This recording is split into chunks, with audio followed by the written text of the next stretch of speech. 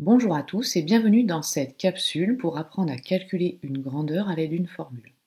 Alors je vous conseille de suivre cette capsule avec la feuille que je vous ai distribuée en classe et éventuellement de souligner les choses importantes. Alors nous allons utiliser cette feuille dans un exercice du chapitre. Donc un patient doit prendre son médicament si son cœur au repos dépasse un battement toutes les 0,40 secondes. Son électrocardiogramme nous indique une fréquence de 620 mHz.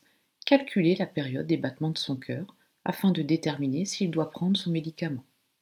Vous pouvez déjà mettre sur pause et commencer à réfléchir à l'exercice.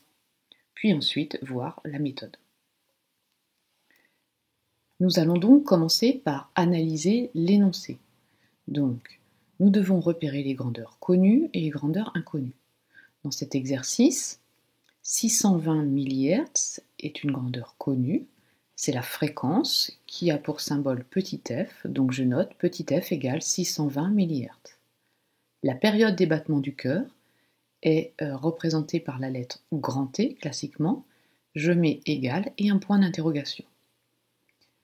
La deuxième étape est de noter les connaissances utiles qui vont me permettre donc de répondre à la question et donc de calculer grand T.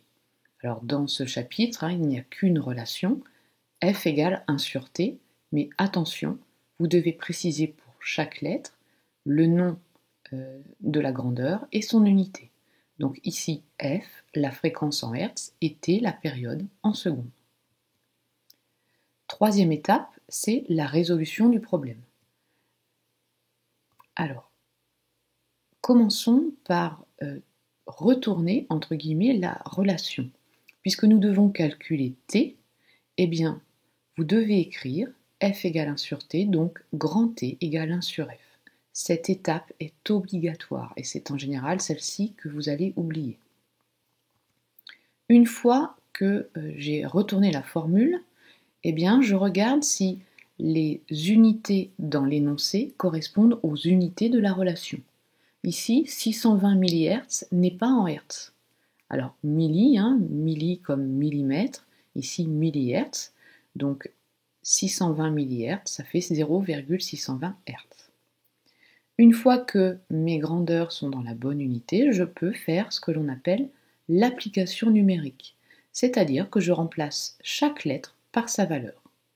Donc grand T égale 1 divisé par 0,620. Ce qui me fait une période égale à 1,6 secondes. Dernière étape, j'écris le résultat avec l'unité et je fais une phrase. La période des battements du cœur est de 1,6 secondes. Alors, dans cet exercice, il ne faut pas oublier aussi de répondre à la question qui était est-ce qu'il doit prendre son médicament? Donc il suffit de comparer.